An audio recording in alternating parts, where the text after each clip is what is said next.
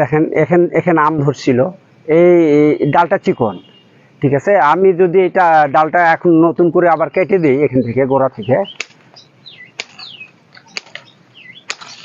এখানে আমার যখন নতুন আবার কুশি বের হবে, এই কুশিটা মোটা হবে এবং মুকুল যখন ধরবে অনেক বেশি আম ধারণ ক্ষমতা থাকবে।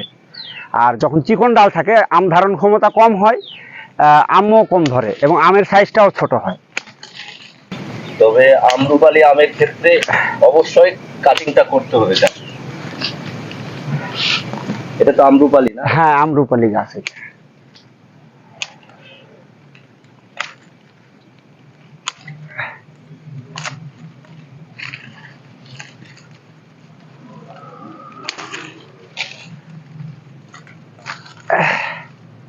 তো আপনারা দেখতে পাচ্ছেন অনেক কিন্তু আম্রপালি এই গাছে আম ছিল, তো অনেক আম নেওয়ার পরে, আম আহরণ করার পরে উনি কিন্তু আম্রপালি গাছের যে চিকন ডালগুলো এবং যে চিকন ডালগুলো নিচের দিকে হেলে আসে, সেই নিম্নমুখী ডালগুলো উনি ছেটে দিচ্ছেন এবং যেই ডালগুলোতে আম ছিল, আমের বোটা সহ চিকন যেই ডালগুলো, সেই চিকন ডালগুলোর মাথা উনি কেটে দিচ্ছেন, যাতে করে সুন্দর, সুস্থ, সবল এবং মোটা কুচি বের হবে এবং এখানে আম্রপালির সাইজটাও ভালো হবে এবং অধিক পরিমাণে আম ধরবে, গাছের শেপটাও ভালো হবে।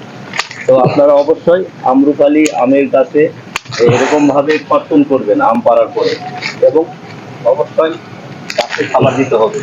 ইউরিয়া, টিএসপি, পটাশ, এই 3 প্রকারের সার মিশিয়ে গাছের গোড়ায় দিতে হবে আম পাড়ার পরেই। এবং দেখেন এখনো একটা আম আছে, দেখেন আমটা দেখেন, এই দেখেন চিকন ডাল, আমটা পড়ে গেলে একটাই আম ধরছি, একটা ইয়াতে একটাই।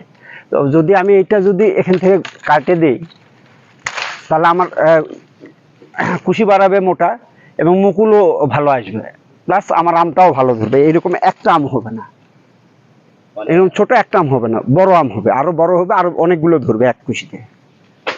আচ্ছা, ধন্যবাদ।